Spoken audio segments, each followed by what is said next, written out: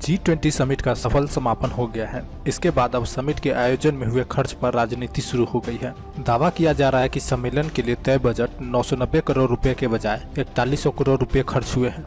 चलिए जानते हैं आज के इस वीडियो में कि पूरा मामला क्या है। हेलो दोस्तों, मेरा नाम है सूरज और स्वागत है आपका एक नए एपिसोड में।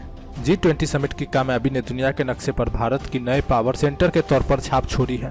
सदस्य देशों के अलावा विपक्ष के नेता भी इसकी तारीफ करते हुए कह रहे हैं कि भारत की एक अहम कूटनीतिक सफलता है।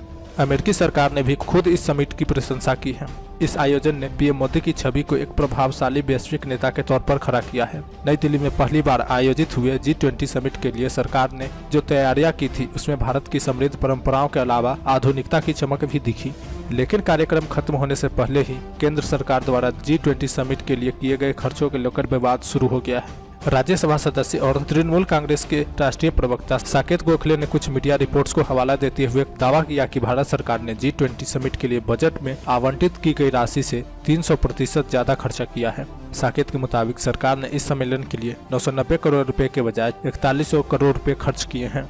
इसके अलावा कांग्रेस ने भी G20 सम्मेलन में कथित तौर पर खर्च हुई इस बड़ी रकम के बारे में ट्वीट करते हुए सरकार को घेरा। एक रिपोर्ट में पाया कि G20 के आयोजन में कितनी लागत आई है। इसको लेकर सरकार ने खर्चे की पूरी जानकारी नहीं दी, लेकिन 4100 करोड़ रुपए को लेकर किए जा रहे वायरल दावे भ्रामक हैं। फरवरी में केंद्र सरकार ने इस साल का बजट पेश किया था।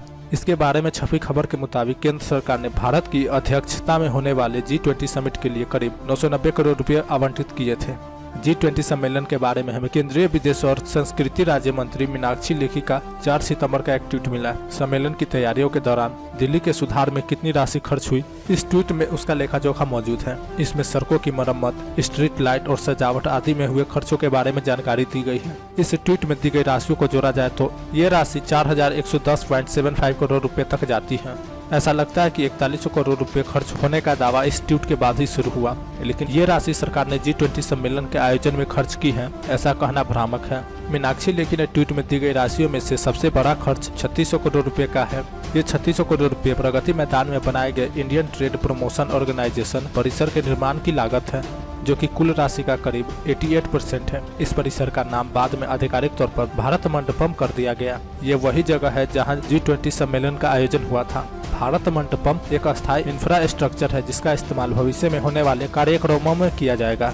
इसलिए अस्थायी इंफ्रास्ट्रक्चर के निर्माण में खर्चे की पूरी राशि को G20 सम्मेलन में हुए खर्चे में जोड़कर पेश करना गलत है। ध्यान देने वाली बात है कि ITPO परिसर के पुनर्विकास के लिए साल 2017 में ही 2254 करोड़ रुपए का आवंटन किया गया था। साथ ही प्रगति मैदान के आसपास टनल बनाने के लिए 800 करोड़ रुपए का बजट भी उसी साल आवंटित किया गया था।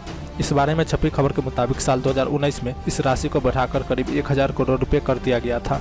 अगर इन दोनों राशियों को जोड़ा जाए तब भारत मंडपम और इसके आसपास के क्षेत्रों में हुए विकास की लागत 3200 करोड़ रुपए के आंकड़े के पार हो जाती है। इसके अलावा प्रेस कॉन्फ्रेंस ब्यूरो ने 26 जुलाई को घोषणा की थी कि भारत मंडपम को बनाने में 2700 करोड़ रुपए का खर्चा हुआ है, जिसमें टनल बनाने का खर्च शामिल नहीं है। कुछ फाइनेंशियल एक्सपर्ट्स के मुताबिक एक अस्थायी बुनियादी ढांचा को बनाने की लागत को किसी कार्यक्रम की मेजबानी के खर्च के साथ जोड़ना सही नहीं है, क्योंकि इस इमारत का उपयोग आने वाले कई वर्षों तक होगा। वरिष्ठ चार्टर्ड अकाउंटेंट गोपाल केडिया ने बताया कि इस तरह की संपत्ति का इस्तेमाल भविष्य में होने वाले कार्यक्रमों में किया जा सकता है, इसलिए इसे सिर्फ एक सम्मेलन में हुए खर्चों में नहीं गिना जा सकता। उन्होंने आगे कहा कि सही मायने में इस खर्च का आकलन इस तरह से किया जा सकता है कि अगर इसके आयोजन के लिए भारत मंडपम को किराए पर लिया जाता है तो कितना खर्चा आता। जाहिर है ये रकम मामूली होती और कुछ करोड़ से ज्यादा नहीं होती। एक अन्य चार्टर्ड अकाउंट अश्वनी तनेजा ने भी ये बताते हुए कहा कि सम्मेलन के खर्चे का आकलन में केवल सजावट, विज्ञापन और इमारत की साज सज्जा करने में खर्च हुई राशियों को जोड़ा जाना चाहिए। इस खर्च में अस्थायी इंफ्रास्ट्रक्चर को बनाने में आई लागत को जोड़ना गलत है।